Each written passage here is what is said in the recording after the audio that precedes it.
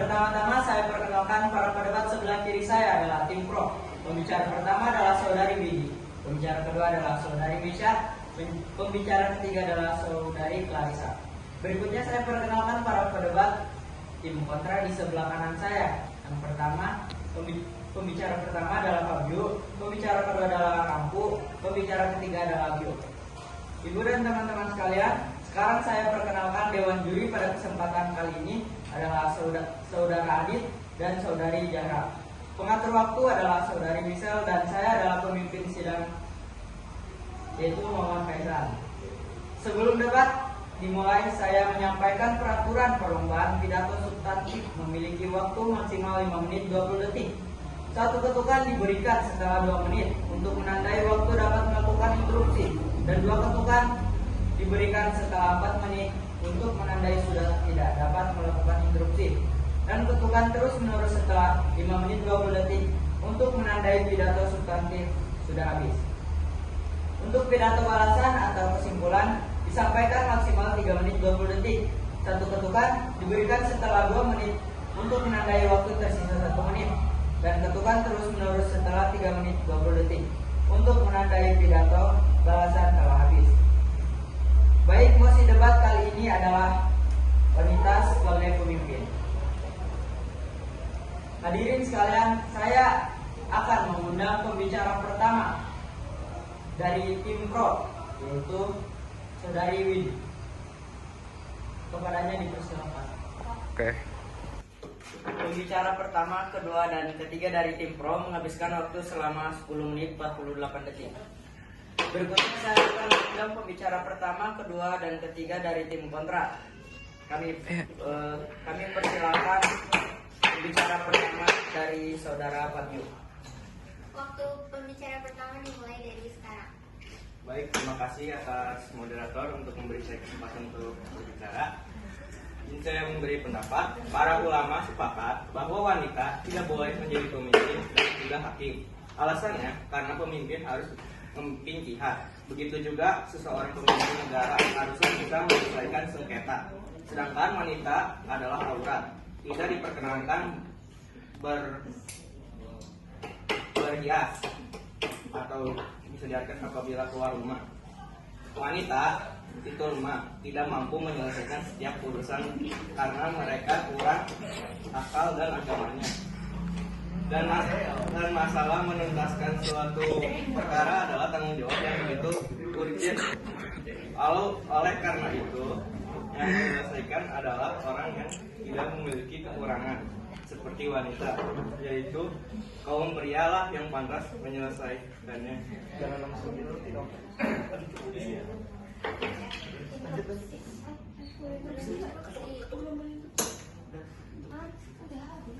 Ini 1 menit 5 detik tuh. Ya udah interupsi nanti kasih Interupsi. Waktu interupsi dimulai dari sekarang. Jika berbicara dengan Allah, tidak semua pemimpin perempuan harus beragama Islam, bisa juga beragama lain. Jadi, selagi seorang perempuan mempunyai prestasi dan kemampuan diri dalam membawa organisasi menjadi bergerak maju dalam mencapai tujuan bersama, mempunyai dedikasi atau pengabdian, loyalitas tanpa batas, dan tidak terpengaruh terhadap godaan dan tentangan yang dapat menghambat kerja pribadi maupun kerja tim. Jadi, hal tersebut Baik, saya akan mengundang pembicara kedua dari tim kontra. Kami persilakan saudara Kampu. waktu untuk pembicara kedua dimulai dari sekarang. Assalamualaikum warahmatullahi wabarakatuh. Terima kasih kepada moderator yaitu saudara Kaisan dan juga timekeepernya yaitu saudari Michelle. Saya pembicara dua akan memberikan sebuah fakta bahwa wanita itu tidak cocok sebagai menjadi pemimpin. Kepemimpinan wanita dengan penduduk penguasa publik di kalangan para ahli ilmu ulama, cendekiawan, politisi, dan praktisi ternyata menjadi permasalahan kontroversial sejak dahulu hingga sekarang. Antara pada pembicara pro dan kontra, masing-masing punya argumentasi dengan mengajukan pada surah An-Nisa ayat 34 dan juga serta hadis Nabi dan juga Abi Bakrah bahwa tidak sah kepemimpinan seorang wanita dan suatu bangsa yang mengangkat seorang wanita sebagai pemimpin. Seorang wanita sebagai pemimpin tidak akan bahagia baik dalam urusan duniawi maupun urusan ukhrawi. Dengan mengajukan Al-Quran dan hadis Nabi sebagai dasar legitimasi, pendapatannya di sisi lain banyak tokoh yang membolehkan wanita sebagai pemimpin. Dalil dari membolehkan wanita menjadi pemimpin berdasarkan beberapa fakta yang terjadi. Menurut sejarah Islam telah mencatat bahwa kepemimpinan Aisyah radhiyallahu dalam perang Jamal bersama para sahabat Nabi yang lain menjadi bukti keabsahan politik praktis. Al-Quran telah mengintimasi keabsahan kepemimpinan wanita yaitu adalah Ratu Bilqis, seorang penguasa negeri Sabah yang kini termasuk dalam wilayah Yaman, yang hidup pada zaman Nabi Sulaiman alaihissalam. Izin melanjutkan.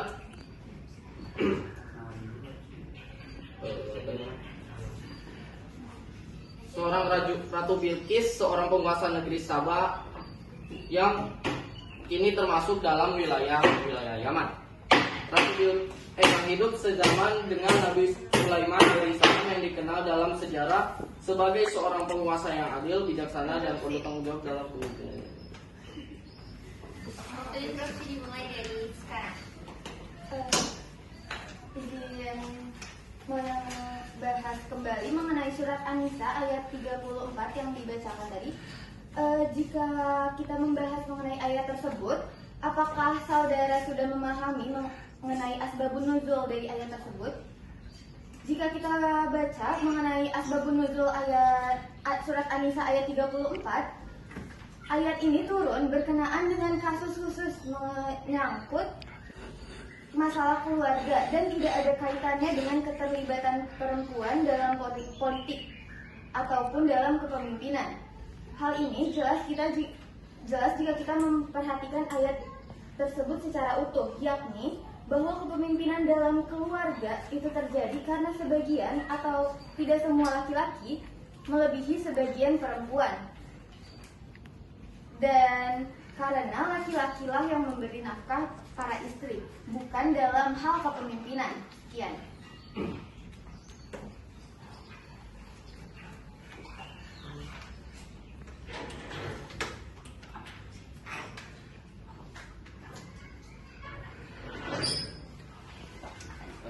Terima kasih telah menginstruksi. Izin melanjutkan. Maka dengan ini penulis memilih dua tokoh tafsir yang menulis anggap sebagai tokoh yang mempunyai integritas dalam bidang ilmu tafsir, yaitu Quraish Shihab dalam tafsir Al-Misbah dan Ibnu Katsir yang tafsir Quran Al-Azam dengan memunculkan rumusan masalah, yaitu bagaimana pemandangan Ibnu Katsir terhadap kepemimpinan wanita dan juga bagaimana pandangan yang Quraisy terhadap kepemimpinan wanita.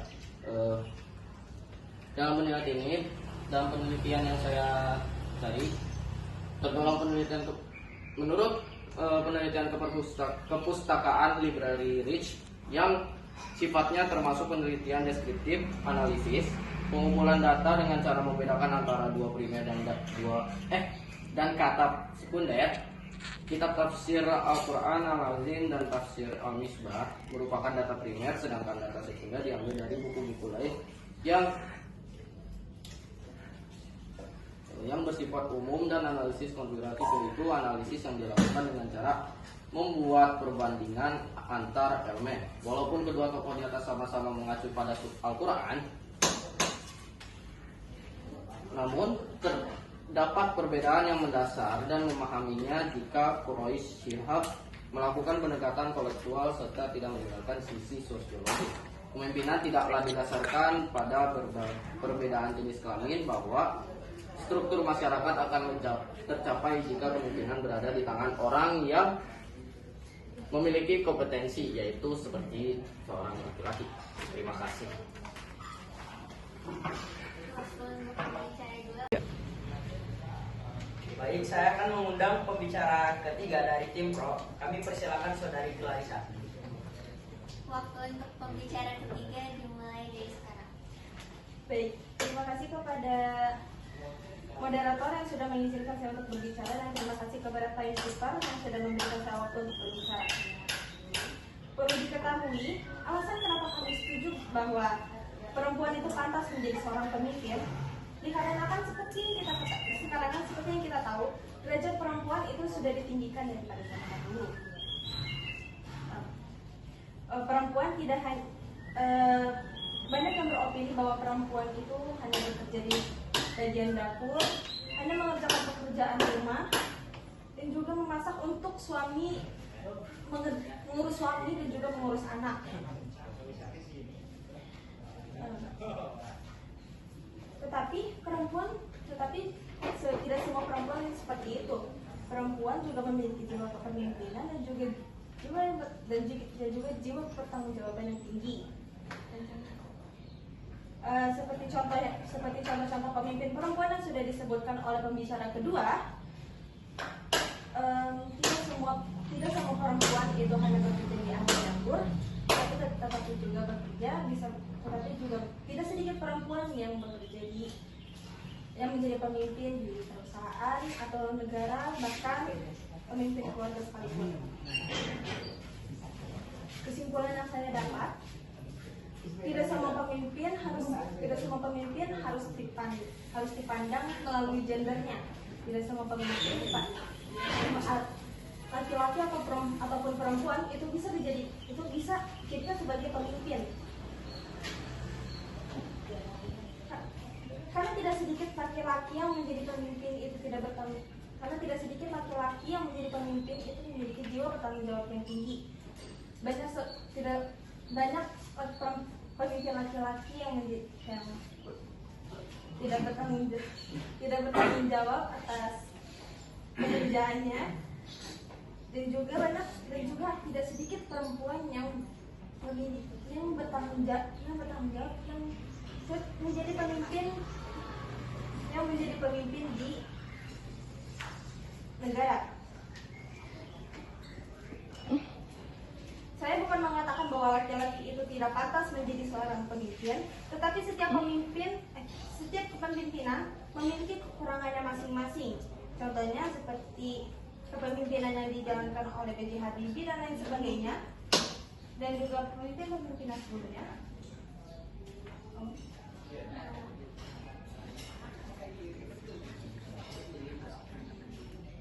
Ketika laki-laki kekurangannya pemimpin laki-laki sebelumnya pasti banyak sekali kekurangannya ketika memimpin. Tidak bisa dikatakan bahwa ketika laki-laki yang memimpin itu akan, sekali lagi, pemimpin dilihat dari tanggung jawabnya, dari jiwa kepemimpinannya dan juga jiwa bertanggung jawabannya.